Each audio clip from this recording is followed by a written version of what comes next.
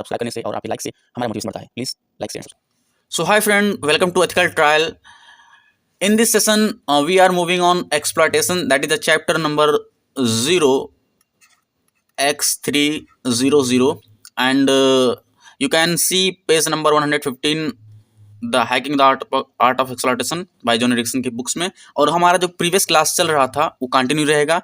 हम इस चैप्टर को भी क्या करते हैं, कंटिन्यू करते हैं, जिससे आप और डीपली अंडरस्टैंड कर पाएँ, चीज़ें समझ पाएँ। और मेक श्योर कि आप जो नोट्स दे रहा हूँ अच्छे से स्टडी करें, समझें, और मैं यहाँ पर आपको एक्सप्लेनेशन प्रोवाइड करता हूँ, राइट। तो चलिए, तो व्हाट इज एक्सप्लॉयटेशन? एक्सप्लॉयटेशन का मतलब क्या होता है? तो एक्सप्लॉयटेशन का सिंपल मतलब होता है कि कंप्यूटर को क्या करना है, हम कोई काम परफॉर्म कराते हैं, कोई भी एक्शन परफॉर्म कराना चाहते हैं, और उस एक्शन परफॉर्म करने के लिए हम क्या करते हैं, तरीके खोजते हैं कि कंप्यूटर हमारा ये काम करे। उस काम को कराने के लिए हमें क्या करना पड़ता है, तरीका खोजना पड़ता है, और वही तरीका हमारा क्या कहलाता है, एक्सप्लॉयटेशन कहलाता है ना। तो जैसे यहाँ पर अगला लिखा गया है कि program strictly follow the rules coded into them, यानी प्रोग्राम जो होता है वो क्या करता है, जो कोड उसके अंदर लिखा गया है उसी के हिसाब से क्या करता है, प्रोग्राम का काम करता है। एकदम स्ट्रिक्ट होता है, जैसा लिखा गया है एग्जैक्टली वैसे का वैसा क्या करेगा, प्रोग्राम काम करेगा, right. If these rules are flawed, अगर ये रूल्स में क्या है, कोई फ्लॉ है, कोई कमी है, तो hackers can manipulate the program's behaviour. तो हैकर क्या कर सकते हैं, इसके प्रोग्राम के बिहेवियर को अपने हिसाब से मैनिपुलेट कर सकते हैं। और ये क्यों होता है, फ्लॉ कब होते हैं? तो प्रोग्रामर के द्वारा मिस्टेक हो सकती है, प्रोग्रामर प्रोग्राम करते समय मिस्टेक कर सकता है, या ओवरसाइट इन प्रोग्राम डिज़ाइन, प्रोग्राम के डिज़ाइन में भी है ना, जब ओवरसाइट की जाएगी तो उसमें भी मिस्टेक हो सकता है, फ्लो हो सकता है। और तीसरा हमारा है कि increased complexity during rapid development, जब धीरे धीरे डेवलपमेंट होते हैं तो उसमें कम फ्लो हो सकते हैं, लेकिन एक साथ में है ना कॉम्प्लेक्सिटीज होने लगे रैपिड डेवलपमेंट में, तो वहाँ फ्लोज ज़्यादा हो सकते हैं, राइट। तो कॉम्प्लेक्सिटीज से भी क्या कर सकते हैं, फ्लो होने की संभावना ज़्यादा रहती है और वहाँ एक्सप्लॉयटेशन हो सकता है, right. Now computer follow instruction literally, what it mean, है ना। कंप्यूटर जो होता है ये ओबीडियंट वर्कर होता है। ओबीडियंट वर्कर मतलब जो आपने कहा वही काम करेगा, जैसा आपने इंस्ट्रक्शन दिया वैसे के वैसे इंस्ट्रक्शन को क्या करेगा, परफॉर्म करेगा, राइट। अब देखिए, एक कहानी आपको सुनाता हूँ कि एक आदमी क्या कर रहा था, रोड पर चल रहा था और रास्ते में उसको एक क्या मिला, कह सकते हैं जिन से भेंट हो गई उसको। और जिन ने क्या किया, उससे कहा कि आप अपने डिजायर्स के हिसाब से 3 हमें डिजायर बताइए, हम आपकी सारी इच्छाएं पूरी करेंगे। अब उसने जिन से कहा कि मेरी पहली इच्छा है कि मुझे $1 बिलियन चाहिए। तो उसने कहा ठीक है, चुटकी फंसाया और $1 बिलियन आ गया। दूसरा जो उसने विश किया कि मुझे एक फरारी चाहिए, ठीक है, कहा, उसने फिर से चुटकी बजाया और क्या हुआ, उसके पास फरारी आ गई। तीसरा जब उसने विश मांगा तो उसने कहा कि मैं चाहता हूं कि मेरी इच्छा है कि जो वुमेन्स हों, है ना, उनके लिए मैं इरेसिस्टिबल हूं, राइट। अब जैसे इसने वो शब्द बोला, जिन ने कहा तथास्तु, और जैसे इसने कहा और वो क्या बन गया, चॉकलेट बन गया। तो जिन क्या कर रहा था, जिन उसके शब्द को फॉलो कर रहा था, है ना, वो चॉकलेट का बॉक्स बन गया। अब वो चॉकलेट जो होता है वुमेन के लिए क्या है, इरेसिस्टिबल है, राइट। तो ऐसे एक जोक है, फन जोक है। तो यहाँ पर कंप्यूटर भी उसी प्रकार से काम करता है, वो प्रोग्राम एग्जीक्यूट करता है उसी प्रकार से, है ना, जैसा उसको कहा गया है, राइट। वो अपने हिसाब से कोई एक्टिविटी नहीं कर पाता है, राइट। अब तीसरा इसमें आप पढ़ेंगे कि कॉमन प्रोग्रामिंग एरर्स, है ना, कुछ प्रोग्रामिंग एरर होते हैं जिनको हम कह सकते हैं of by one error. Of by one error का मतलब हुआ कि समटाइम्स क्या होता है कि आप किसी भी चीज़ को मिस काउंट कर लेते हो। लेट अस अज्यूम, मैं आपको एग्जांपल देता हूँ। इसमें जो एग्जांपल लिखा है कि जैसे 100 फुट फ्रेंच आपको बनाना है, यानी फेंस बनाना है बिल्डिंग का, और उसमें से 10 फुट पर हमें स्पेस रखना है। तो आप बताओ कि कितना, है ना, पोस्ट्स रिक्वायर्स हैं। तो आप बोलोगे 10। आपके हिसाब से तो क्या आएगा 10, but it is not correct. कितना आना चाहिए? आएगा 11 आएगा। सो ये जो इस मिस्टेक हुआ है ना, अगर ये नहीं समझ में आया तो एग्जाम्पल और देता हूँ। मैं आपसे कह रहा हूँ कि 11 से लेकर के 19 के बीच में कितने नंबर हुए, तो आप क्या करोगे? सिंपली अगर आप लॉजिक लगाओगे तो क्या करोगे? 19 और माइनस 11 कर दोगे तो कितना आ जाएगा? 8 आ जाएगा। But isn't true? No, it's not true. क्यों? क्योंकि 11 और 19, जो 11 से 19 तक हमने कहा, 11 और 19 ऐड है इसमें, तो इसका मतलब होगा 9। कैसे? 11 को भी इसमें यानी 1 प्लस ऐड करना पड़ेगा। तो इसमें क्या होता है, जो एरर आप रैंडमली आता है अचानक से, इसको बोला जाता है ऑफ बाय 1 एरर, राइट। तो यहाँ से वही कहा गया कि इसका इम्पैक्ट क्या होता है, तो ओपन एसएसएस में होता है ना। जो एडमिनिस्ट्रेशन जो होते हैं उसमें कुछ क्रिटिकल वनरेबिलिटीज क्रिएट हो जाती हैं, इसकी वजह से लूप होल बन जाता है, ठीक। तो ये प्रोग्रामिंग कुछ एरर्स के बारे में था। नाउ अगला हमारा है complexities and oversight in development. Complexities and oversight development का मतलब होता है कि जब कोई भी फीचर्स का एडिशन रैपिडली होने लगता है ना, बहुत तेजी से डेवलपमेंट होने लगते हैं फीचर्स में, तो वहाँ क्या हो सकता है कि कुछ सिक्योरिटी गैप्स आपको मिलेंगे, राइट।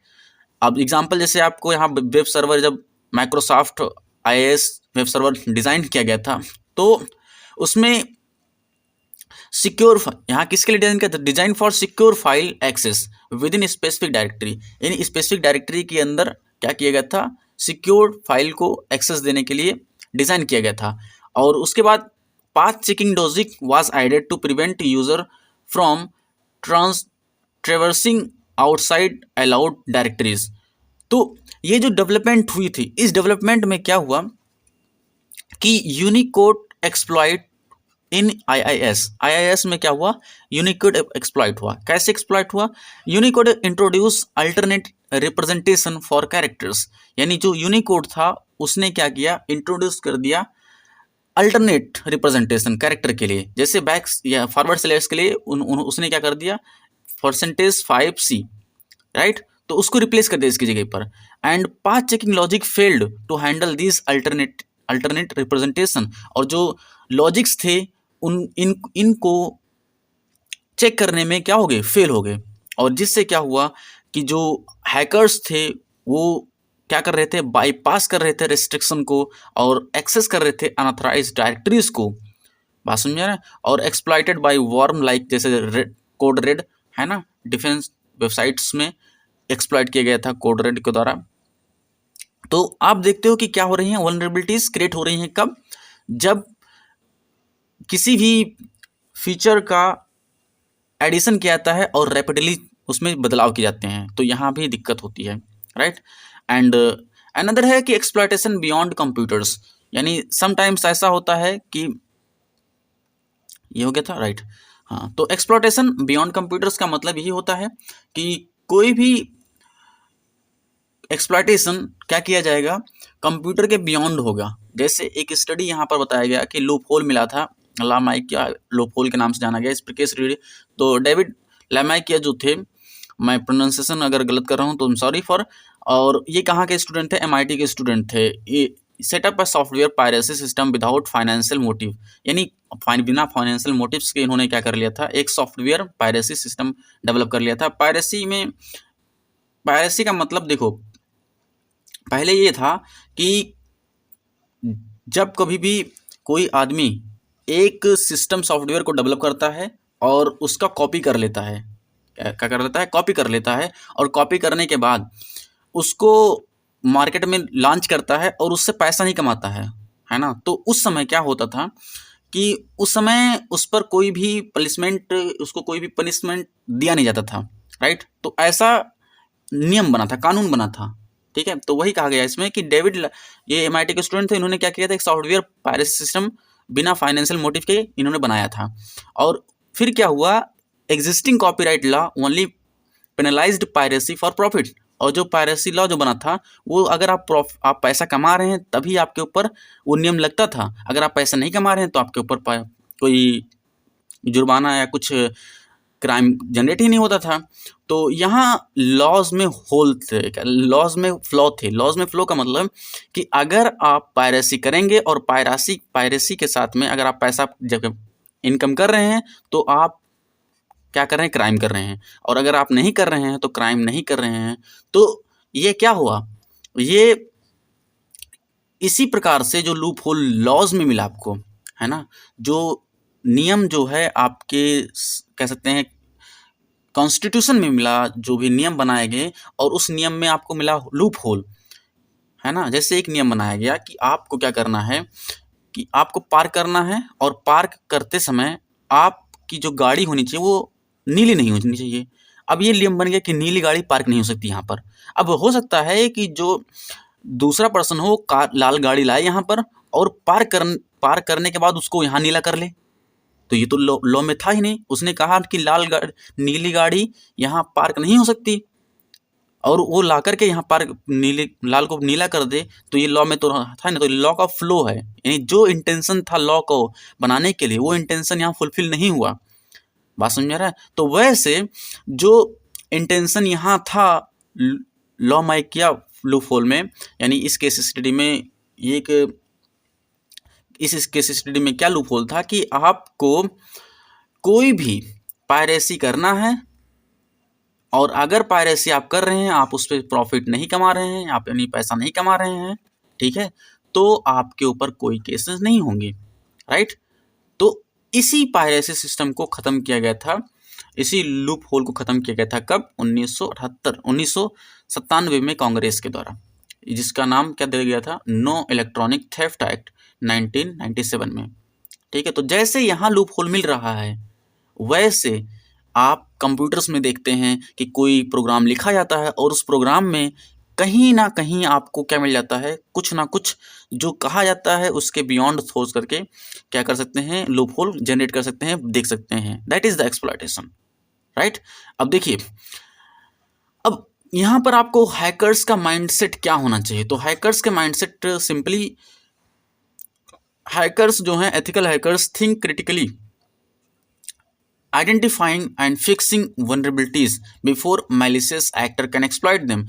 कोई malicious actors अगर उसको exploit करे उससे पहले ethical hackers क्या करते हैं, प्रॉब्लम को आइडेंटिफाई करते हैं और vulnerabilities को फिक्स करते हैं, राइट। ये उनकी माइंडसेट होती है। एंड द ब्रॉडर प्रिंसिपल यही है कि exploitation stem from gaps between intent and implementation whether in software और लीगल सिस्टम। ये सिम उसी प्रकार से काम करता है, चाहे सॉफ्टवेयर का इम्प्लीमेंटेशन किया गया हो, है ना, चाहे लीगल सिस्टम में कोई लूप होल, सेम प्रकार से वर्क करता है। लीगल सिस्टम में अगर थोड़ा भी आपने क्लियरफाई नहीं किया तो लूप होल हो जाएगा, तो लोग रूल को तोड़ते रहेंगे, आपका जो मोटिव था वो मोटिव आपका पूरा नहीं हो पाएगा।